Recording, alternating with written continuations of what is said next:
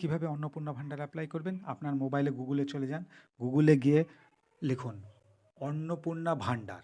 যেই লিখবেন আপনার এইখানে এরকম একটা পেজ এসে যাবে। এই দেখুন প্রথমে যেটা আসছে এই সাইডে হাত দিন, একটু নিচে স্ক্রোল করুন, এই দেখুন বাঁদিকে উপরে নীল রঙের আছে অন্নপূর্ণা ভান্ডার অ্যাপ্লাই অনলাইন। এই অনলাইন অপশানে হাত দিন। হাত দিলে দেখুন এরকম একটা পেজ চলে আসবে। একটু নিচের দিকে আসবেন, নিচের দিকে আসলে আপনাকে দেখাবে মিউনিসিপ্যালিটি বা ব্লক। আপনি যদি মিউনিসিপ্যালিটিতে থাকেন তাহলে মিউনিসিপ্যালিটি, ব্লক হলে ব্লক। তো ওখানে হাত দেবেন। হাত দিলে দেখুন খুলে যাবে। আমি যেহেতু 24 পরগনাতে হয়ে করছি, তো 24 পরগনার আসছে। 24 পরগনায় আপনি এটা আমি মিউনিসিপ্যালিটি লিখছি বারাসাত।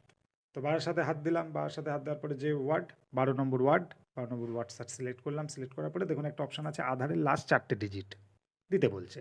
তো আধারের 4টে ডিজিট দেবেন ওই XXX যেখানে আছে, দেওয়ার পরে সার্চ করুন। সার্চ করলে দেখবেন কি আছে আপনার এখানে নাম, ঠিকানা সমস্ত কিছু চলে আসবে।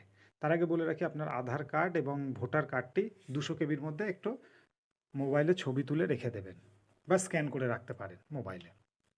এরপরে আপনি পুরোটা দেখতে পাচ্ছেন, এই দেখেন এইখানে এবার বলবে 12 ডিজিটের আধার কার্ড নাম্বারটা দিতে। নাম্বার দেওয়ার পরে যে চুজ অপশানটা আছে সেখানে আধার কার্ডের ছবিটা ডাউনলোড করতে হবে, আপনাকে ওখানে আপলোড করে দিতে হবে। তারপরে ভোটার কার্ডের নাম্বার দেবেন। ভোটার কার্ডের নাম্বার দেওয়ার পরে ভোটার কার্ডের ছবিটা ওখানে আপনি আপলোড করে দেবেন। দেওয়ার পরে আপনাকে ইয়েস নো অপশান আসছে। আপনি লক্ষ্মীর ভাণ্ডার অন্নপূর্ণা ভাণ্ডার যে অপশান আছে ইয়েসে ক্লিক করবেন।